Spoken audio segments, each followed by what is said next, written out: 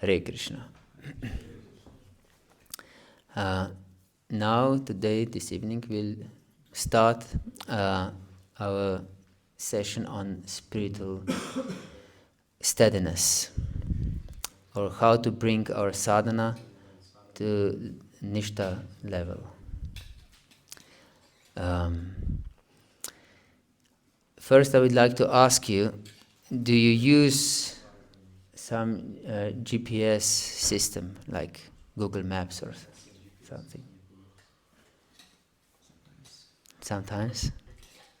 Is there anybody who doesn't use this? So everyone is using it. If you would like to use this thing, what do you have to enter? Address? What address? Where you want to go. Where you want to go, yes, exactly. This is one thing. What else? Your current location. Yes. This, of course, is extremely important. If we don't put our current location, we may know where we want to go, but maybe we'll go just in the opposite direction than it's needed. Yes. So we should know current location, we should know our destination, and then GPS will show us the way, how to reach our destination. So it's the same in our spiritual journey, in fact. We should know our destination, what is our prayojana, or our goal, our spiritual goal. And we should also know what is sambandha gyan, what is our connection with Krishna. And in fact, we often neglect this sambandha gyan. But our acharyas put the most emphasis, in fact, on sambandha gyan. For example, Jiva Goswami, who is our topmost philosopher, and as Prabhupada says, he's the topmost philosopher of all time that ever lived. He wrote 6 sandarbhas. This means 6 treatises on tattva, on absolute reality. And his first 4 sandarbhas are just dedicated to establish sambandha gyan, to understand who are we and who is Krishna.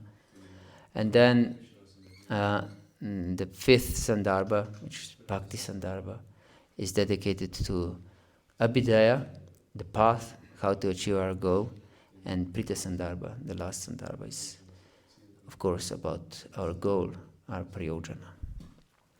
So yes, we should know where to go, and especially what is our starting point. And what is the starting point? Our location is, we say, on the journey of devotional service. What is required to begin devotional service? The path of bhakti. Yes, please? Faith? Yes, exactly. Faith. And it's interesting that faith is required for everything we do in our life, not just for devotional service. Human being is a being of faith. From earliest childhood, if you say to a child, if you'll be good, you'll get the candy. And he believes that he'll get a candy if he'll be good. And so he tries really hard to be good. And but we think maybe a child is like this. No. All our education is based on faith only. For example, who amongst you had scientifically examined what he was taught or she was taught in the school? No one. So we accept knowledge on the basis of faith. And if there is a sign on the bus that goes to Vienna, and we believe that it will go to Vienna. If it instead goes to Berlin, we are really annoyed that they betrayed my faith. So our life exists on faith. But the path of bhakti is no exception. It's also based on faith, because we don't have scientific practical experience at the moment. So we believe in the words of great saints. But of course, there's a difference between blind faith and some substantial faith. Because if we take it for granted from someone on the street about, I don't know, astrophysics or something, that would be foolishness, not ground faith. But if you take it from someone who is researching this for many years, this is more sensible. So, if you want to know about spiritual things, we should believe, of course we know the three sources of knowledge: Guru, Sadhu and Shastra. And it's all based on Shabda Brahma, on spiritual sound. Yes. So faith is really important, because, as explained by Jiva Goswami in Bhagavata-dharma, there are two kinds of faith. One is Lokiki Shraddha. Lokiki means what people are saying, or some tradition also. And there is Shastriya Shraddha, which is based on Shastra. And it is really important to really understand Shastra. The spiritual path and Vedic system does not support spiritual laziness. Therefore, it says, Atato Brahma Jigyasa. Now is the time to inquire about absolute truth.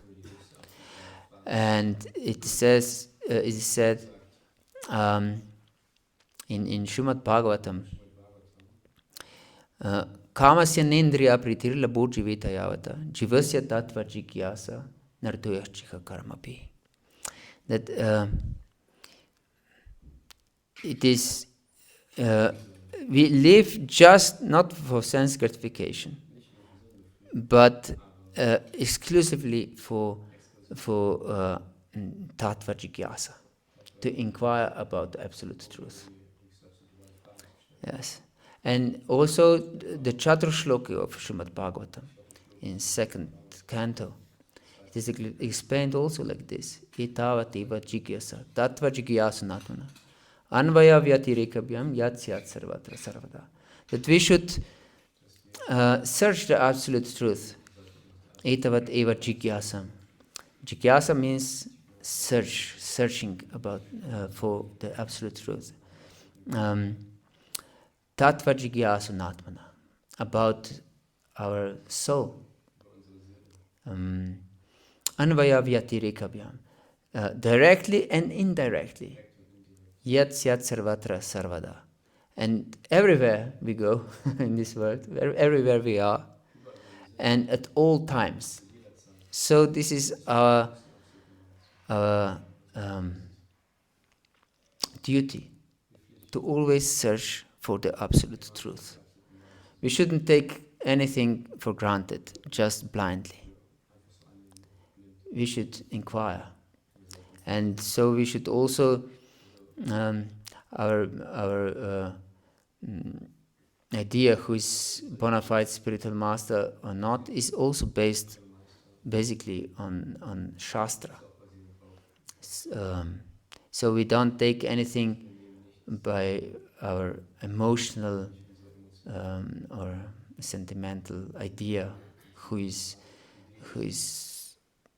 really devoted to God or anything like this.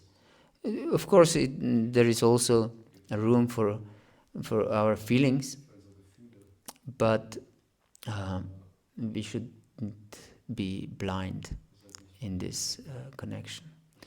So we should examine who is bona fide and who is not. What is their teachings and what is not. For example, Prabhupada is so revered because he was always speaking the truth, and he didn't care if this truth is palatable or not. Of course, he didn't drive away people by philosophy, but he gave them the real essence of truth and how to achieve it. So we should inquire about the truth. So Shastra explain in Chaitanya Charitamrita, Jivara Swarupa Hoy Krishna Nitya Das. We are always the servant. Always the servant. And since Krishna is Advaya Gyan, Vedanti Tattvajigyas Tattvam Gyanam Advayam, Brahmati Paramatmati, Bhagavaniti Shabdati. That Krishna, absolute truth, is one absolute consciousness.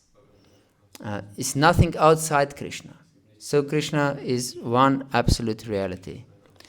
And so we are his part and parcels, as Krishna explains in Bhagavad-gita, in 15th chapter of Bhagavad-gita. We are always his parts. So, by our constitutional position, we are servants of everything. Not just Krishna on the altar, but everything. Every living entity. That doesn't mean that we fulfill the whims of conditioned living entities, of course. We don't, if someone tells us that we should go to fetch the cigarettes for him, we won't do this.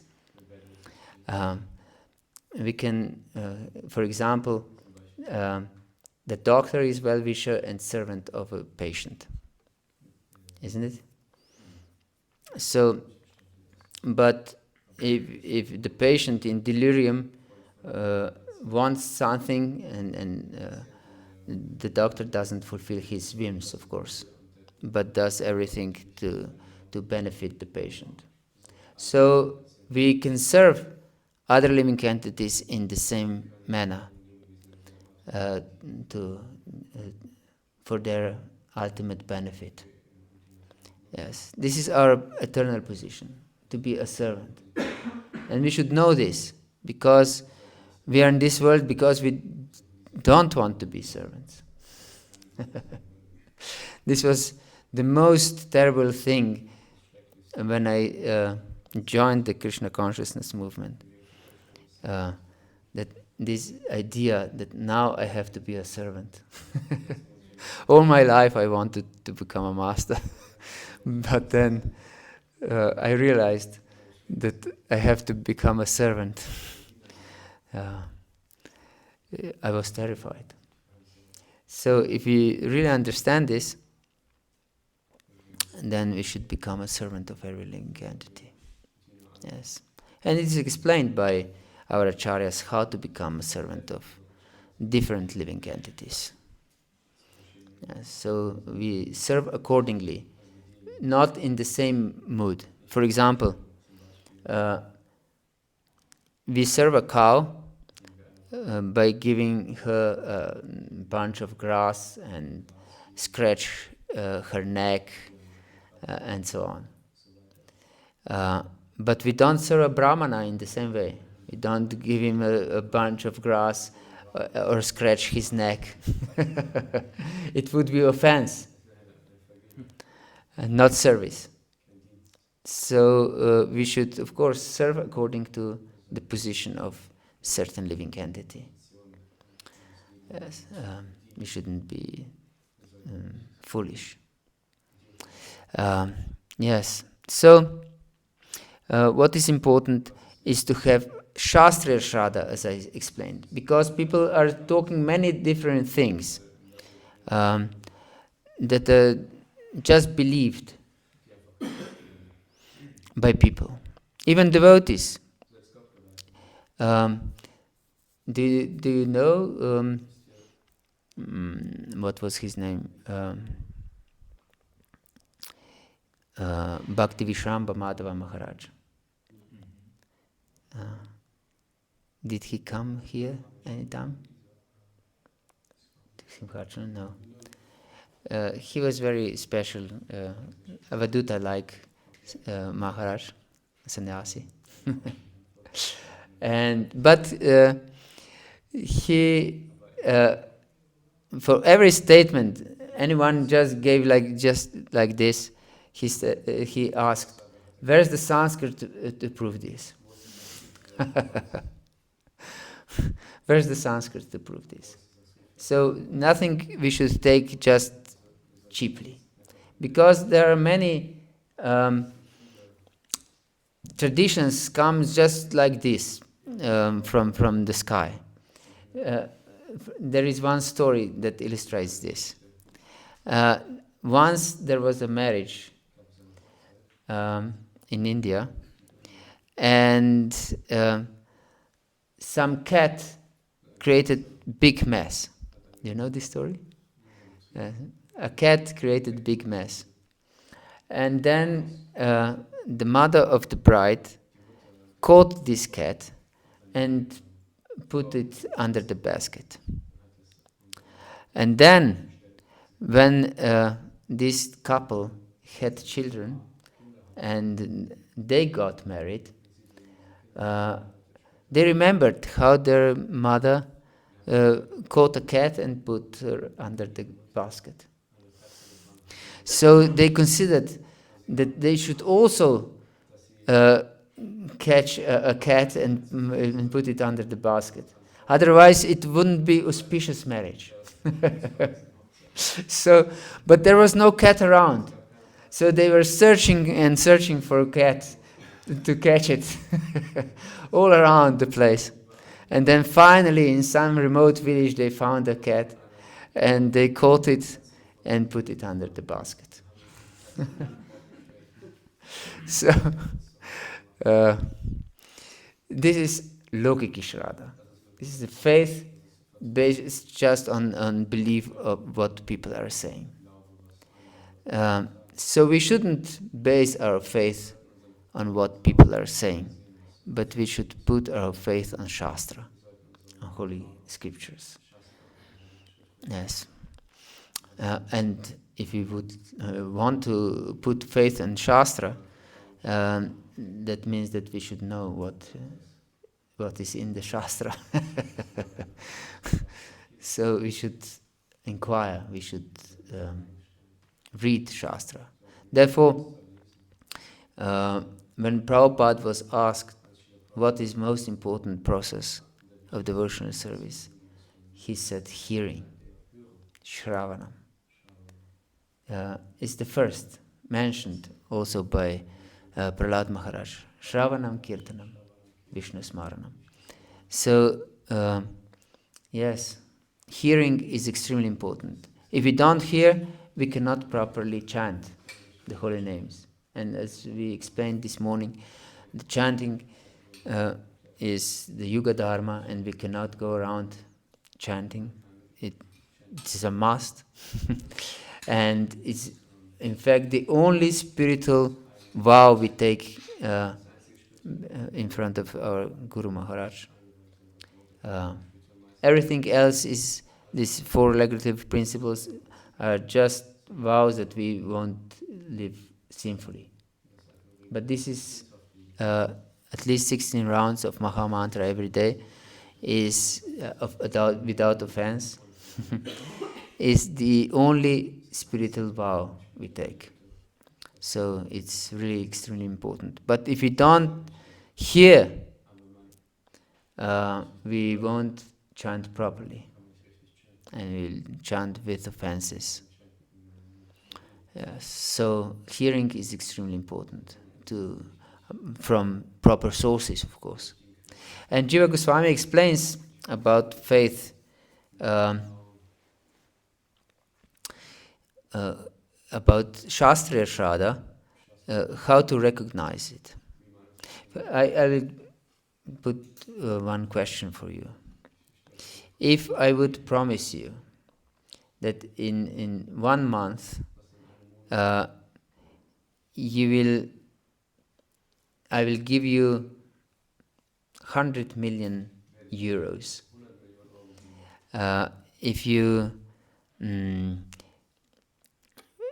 for example, if you do some task, wash the dishes, for example, every day, and be nice to everyone, what would you do? In 1 month, 10 million euros, 100 million euros.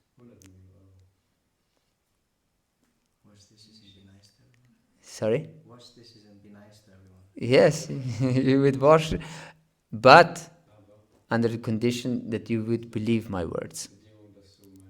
If you wouldn't believe, then you wouldn't do anything. But if you would really believe to me, you would enthusiastically wash dishes and be nice to everyone. So Shastriya Shraddha is also like this. If we really have faith in Shastra, Jiva Goswami explains, then we'll be very enthusiastic to perform devotional service. Jiva Goswami explains that Shastriya Shraddha, we never lose Shastriya Shraddha. If we lose faith, this means that we didn't have Shastriya Shraddha. That it was just Lokiki Shraddha, not Shastriya Shraddha. Yes. So Shastriya Shraddha is permanent. Yes. So we should really strive for Shastriya Shraddha. And not just this, that we have faith in Shastra, we should also know what is pure devotional service. Because it is explained that our sadhya, or our goal, is dependent on our sadhana. So if we don't practice pure devotional service, we won't achieve pure devotional service. As simple as that. Is this understandable? Because many devotees I met think like this. I'm conditioned soul, and I'm not able to practice pure devotional service, but by practice itself, I will get purified, and then I'll become, hopefully, pure devotee. Isn't it like this? Have you heard like this? This thought, this thing, this process of thinking? Yes. Of course, sadhana means that by definition we are not perfect yet. Otherwise, we wouldn't practice any sadhana if we would be perfect. Because perfected beings, they don't perform sadhana, they are perfect already. They just perform pure devotional service all the time. But there is a process of pure devotional service. And this word process, that means that we are not pure, but we take to the process of pure devotional service. The process is pure, the bhakti path is pure, but we are not pure. But we should know that we are not pure, and we want to achieve pureness. So we should know what is pure devotional service. And Rupa Goswami explains this in Bhakti Rasamrita Sindhu. Anya bilashita shunyam jnana karmadyanavritam anukulyena krishna anushilanam bhaktir uttama. So uttama bhakti. Tamas means darkness. And uttama, and of course darkness is in material world. Material world is dark by itself. And uttama is beyond darkness, on transcendental platform. And what is on transcendental platform? Anya bilashita shunyam. Anya means other. And abhilasha means desire. And abhilashita means tendency to desire. Anya bilashita shunyam. Shunyam, do you know this word? Have you heard it anywhere? Yes? Devoid of. Called Devoid of, yes. It means zero, in fact. We pray to Prabhupada, Shunyavadi, Pashyate Adishatarini. This philosophy of emptiness, of zero. He destroys this philosophy. So, Anya Bilashita Shunyam, there should be no tendency for any other desires. And this is good to know. What does it mean? Because if it would be just Anya Bilasha, we should be without any other desire, it wouldn't be possible for us. Because who knows how many desires we have?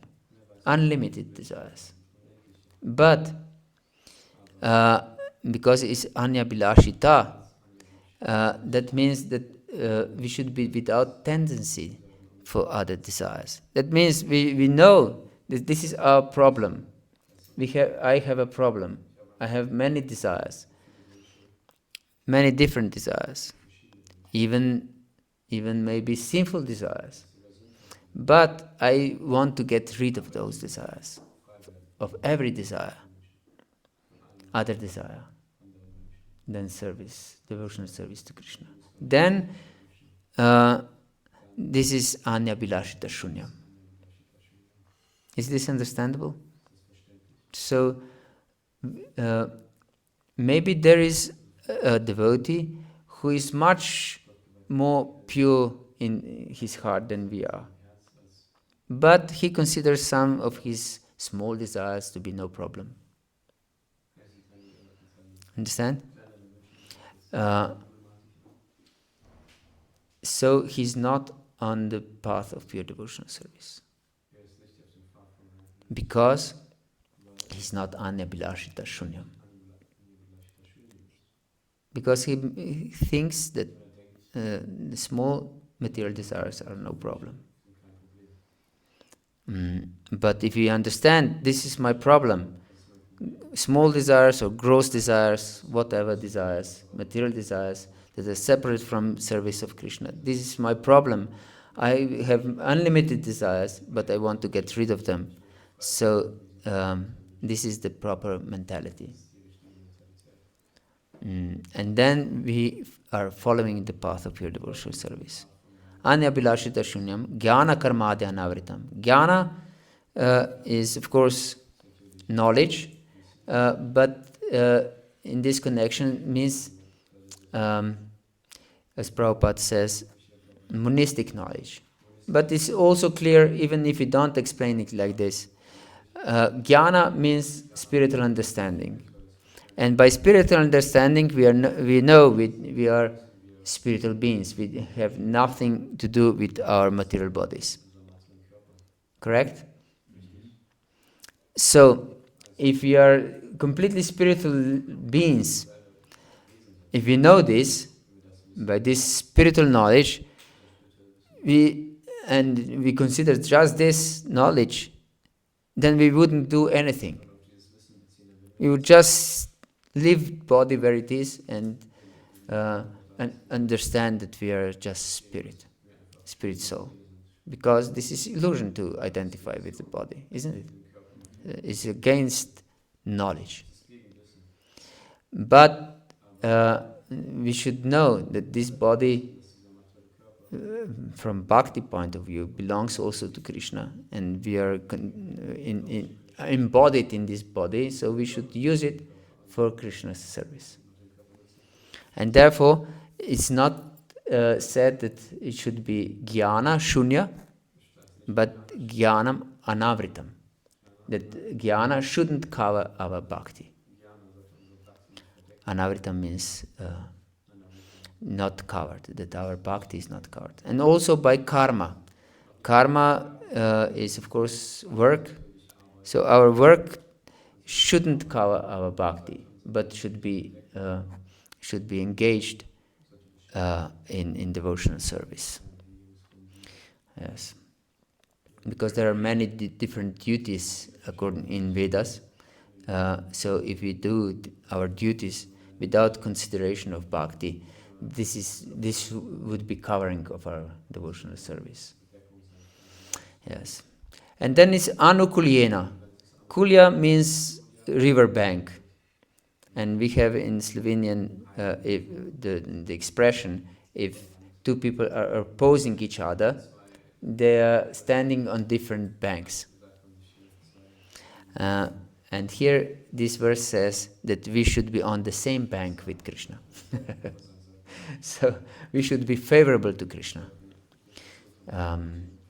Because we can please Krishna, but if we are not favorable to Krishna, this is not devotional service. For example, Hiranyakashipu fought with Nrsimhadev, and he pleased Nrsimhadev because Nrsimhadev wanted to fight. But this was not devotional service, because he was not on the same bank. He was not favorable to Nrsimhadev. Or Kamsa wasn't favorable to Krishna, although he fought with Krishna. And Krishna was, of course, satisfied with fighting, because Krishna has also fighting spirit.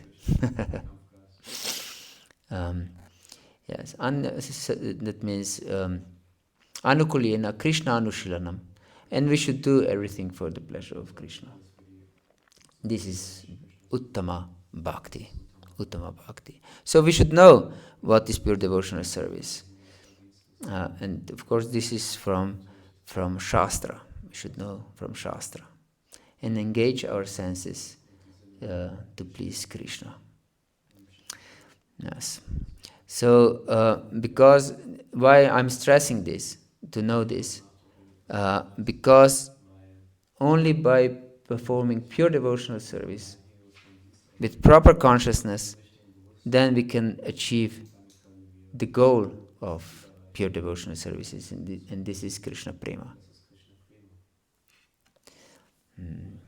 And we will discuss later also about offenses, which are also important to understand from this point of view, to know what is pure devotional service. Because if we commit offenses, then we cannot achieve our goal also. We shouldn't take it lightly. We shouldn't take it lightly and think that death will bring us some miracle. This is really interesting, that people believe, not just devotees, but everyone believes that death will bring them some miracle. For example, coming from Christian background. And usually Christians, at least in Slovenia, is like this. Majority of Christians are living just ordinary material life. Maybe they go to church every Sunday if they're really pious. But otherwise they just live ordinary material life. But they think that I'm a good person and at the end of life I'll go to heaven. Do you know such people or such mentality? And the atheists think I'm existing now, and at the time of death I will exist no more. And even some devotees tend to think I'm performing devotional service, I chant my rounds, I'm not so strict, I have many desires and I fulfill them also. But Krishna is merciful. And at the end of life, I'll go to Krishna Loka, to spiritual world. Back home, back to Godhead. They all believe in miracle, that death will bring some complete change of existence. But this is not the Krishna's idea. He says in 8th chapter of Bhagavad-Gita, Yam yam vapi smaram bhavanti ajantyanti kalivaram, tantam aveti kanta sadhatat bhava bhavita.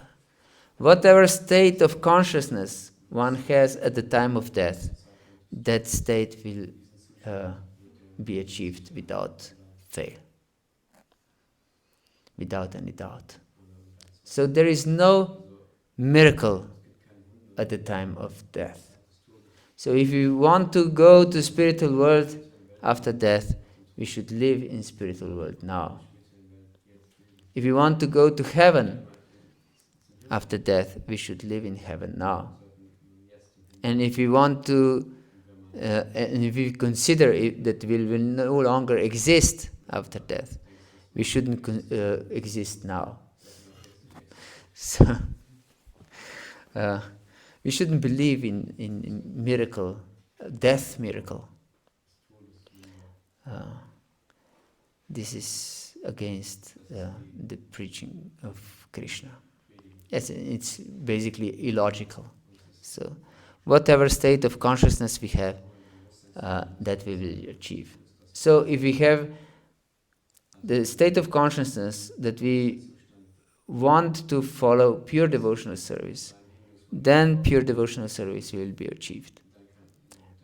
But if we consider that some material desires are no problem, then we will, as Prabhupada said, if we have a desire for one chocolate, we'll get a body to taste it. To taste the chocolate. Yes, it's like this. You have a desire to, some material desire, we'll get the opportunity to achieve this. And then people many times from different denominations ask why Krishna or God allows this. Isn't it? This is a classical question. But they don't understand that spirit is by nature free.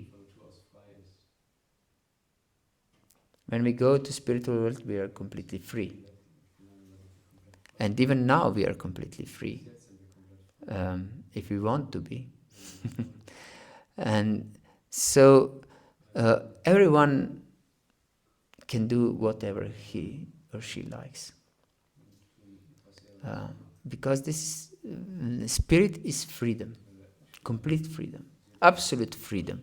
So it's no question of allowing or not allowing. It's freedom. It's freedom. But of course, if we do something against the principle of devotional service, then it means that our actions will have some reactions. And it's, of course, we can choose our reactions. So, my message for today is to develop firm faith in pure devotional service. In pure devotional service. And that we follow the path of pure devotional service as delineated by our acharyas, especially Srila Prabhupada. By this we can attain the ultimate perfection, which is Krishna Prema, pure, unalloyed love for the Supreme Personality of Godhead. Okay, is there any questions or comments, please?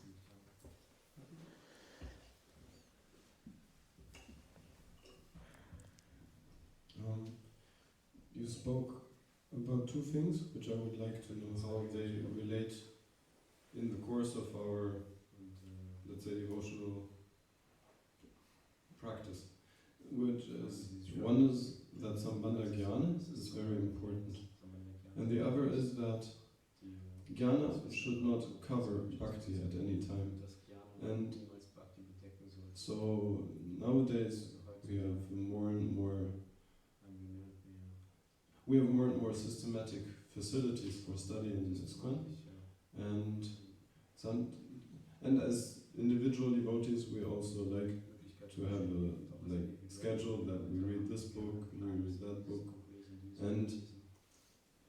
and sometimes it seems that if we become a little more systematic, then we tend to go away from the principle of pure devotional service, because we are engaged in cultivating knowledge.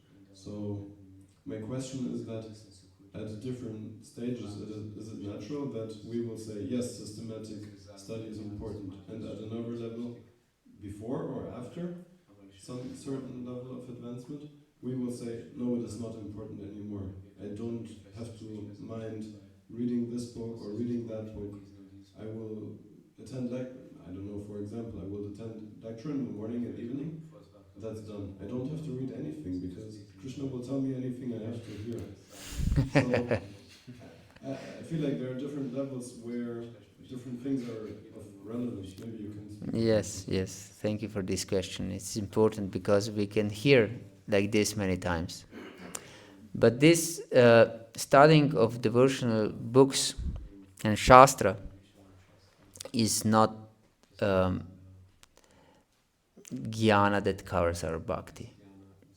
It is devotional service itself. It's part of hearing. And we should hear very carefully. Otherwise we will have misunderstandings of philosophy. And this was explained in the beginning, that we should always inquire, atato brahma jigyasa, etavateva jigyasan, tattva jigyasan atmana, anvaya vyatharikavyam, yat syat sarvatra sarvada.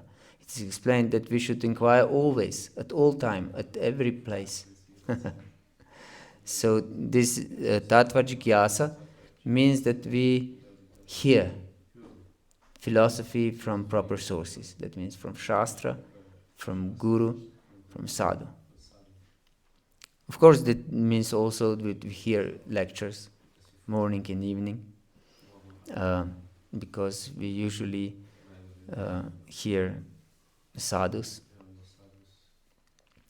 or spiritual masters.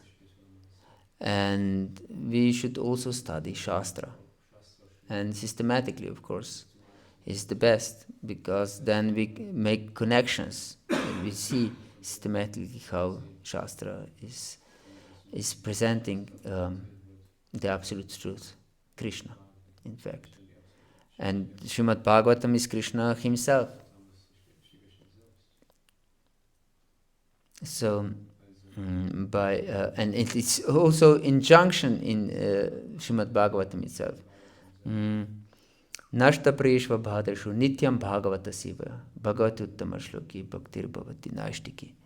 that by always serving Srimad Bhagavatam, by hearing and studying, we can rise to Nishta Bhakti.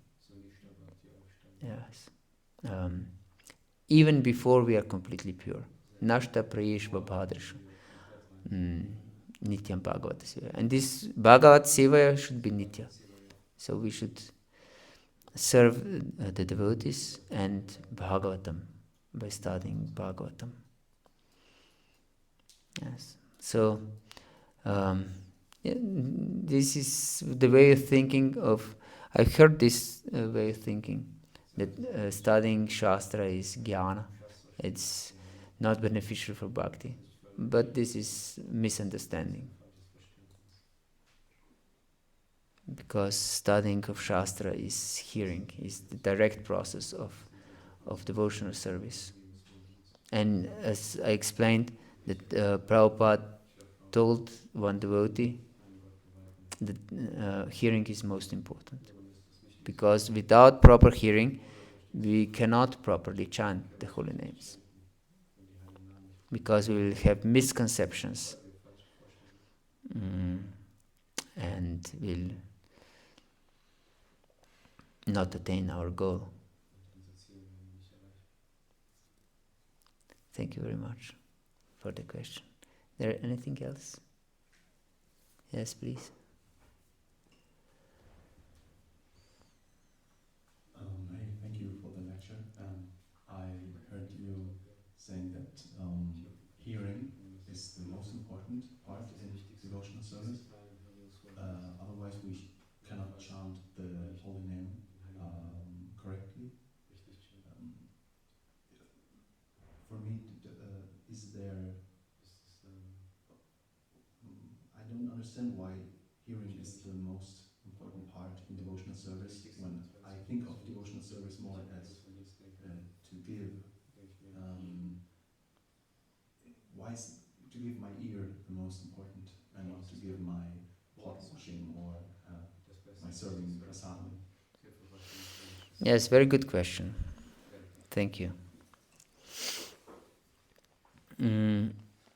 It's important to hear because then you won't wash the pots in proper consciousness. And serve prasad in proper consciousness. Because you should understand. Prabhupada said to, I think these were German devotees even. They just pushed book distribution, I think, and they didn't chant. They said that they don't have time for chanting and reading. So they performed other types of devotional service. And then Prabhupada said that they should read and chant. And otherwise, he said, the time will come that devotees will ask themselves, why Guru Maharaj gave me this burden of taking care for the deities? Then the worship of the deities and caring for the deities will become just a burden, because they won't have proper consciousness. So to have proper consciousness, we should really devote ourselves to hearing. And then we will have the proper understanding how to chant, how to wash pots, how to serve prasadam, how to, for example, because what we explained about pure devotional service, majority of religious people in this world, and even devotees, they ask God for different boons. For example, for good health, for good wife, for good husband, for good grades in school, for good job. And they think that it's just normal. But this is not pure devotional service. as explained by Prahlad Maharaj, this is a Vanik mentality. Vanik, you know what is Vanik? Merchant, exactly. Vanik is merchant. That means this is a business deal. I offer this service and I expect this in return. I pray for these boons. Yes. But this is not pure devotional service. We should understand this. And especially in such communities, for example, as in Simhachalam or other communities. Devotees think, yes, I devoted so many years in the service in this community.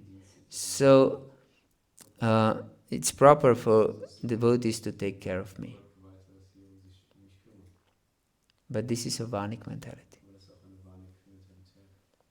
My service should be unconditional, ahetuki, unconditional. Otherwise, I'll be robbed of the rarest jewel of pure devotional service. We will never get it. We can serve life after life, but if we have this mentality, I should be careful because I did so much service. This is expectation of some payment, in fact, in some form or another.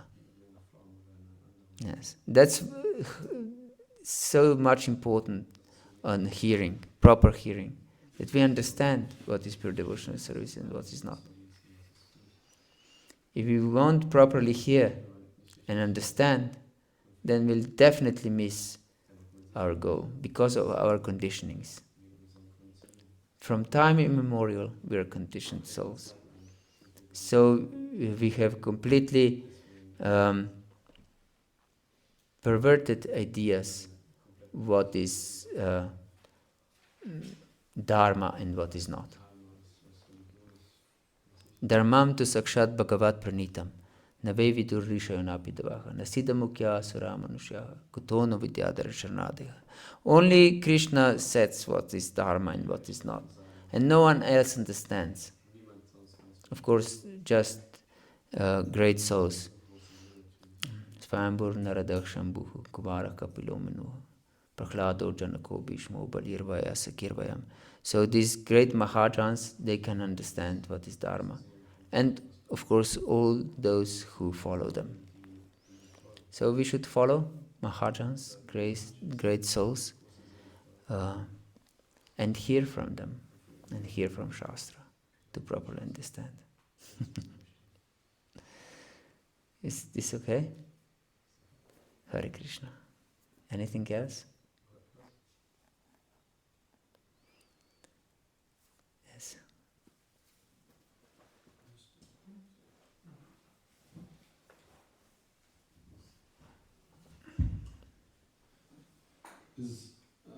Is Uttama Bhakti something we should try to constantly practice as soon as we come in connection with the process?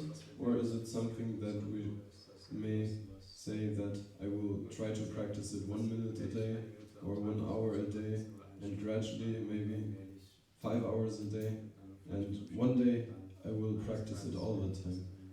So is it something which we should have an ambition to gradually develop, or is it something that now and never anything else again? Yes, this is an important question.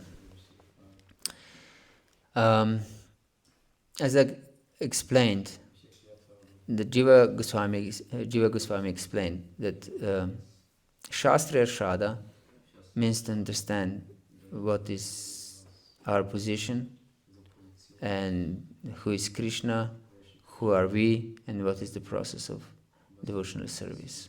And so our enthusiasm is unwavered. So if we are not convinced, that means that we are not achieved Shastra Shraddha yet. Or if we consider that I will practice pure devotional service for a minute, 5 minutes, or even for a day or two. This is some kind of cheating mentality again, because that means that I have other desires, but I pretend this day or two that I don't. You understand? So, and I still try to fulfill also in those 2 days these desires. So, of course, even if we cannot give up these desires, it explains in Srimad Bhagavatam, Jata Shraddha Mahkatasu, Nirvina Sarva Karmasu, Veda Dukhatmakam Kaman Parityagena Pyanishvaraha. Even if you are anishvara to give up these desires, unable, Tato Bhajita Mampritak Shradhalur Drida Nishchaya. So that means that we should continue to serve with Drida Nishchaya, with firm determination. Jushud Manashradang Sarvan Dukhodarkam Shagarhan. And we should know that all this sense gratification leads to misery. And we should try to give this misery, this sense gratification up.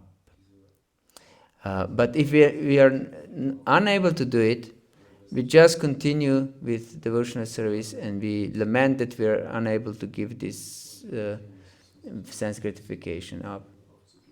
And we are determined not to waver from the path of devotional service.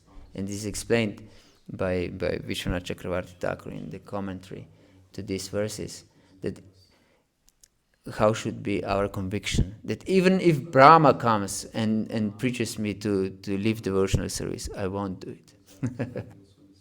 I will stay faithful to the path of devotional service. But as Krishna himself explains these 2 verses, we should be very happy in devotional service, even if we are unable to control our senses and have many different desires. But we should know these desires are good for devotional service because they are desires to serve Krishna, and these desires that are selfish are not beneficial, and I try to give them up. You understand? So it's not the question of 1 minute or 5 days, but it's a consciousness. As Prabhupada established, not a movement for worship of Krishna. Of course we worship Krishna, but it's a movement of Krishna consciousness movement. Because we should develop proper consciousness. We should know, this is my problem. Of course, maybe I cannot give these other desires, I cannot give them up. But I know I should give them up. And I'm striving for this. Maybe I'm falling every second day. But I'm just continuing and trying to give them up. Yes. It's a question of consciousness. Hare Krishna. Is this understandable? Okay. Thank you very much. Srila Prabhupada ki jai, Gaura Bhakta Vrinda ki jai, Nitai Gaura Pramanandi Hari Hari Bol.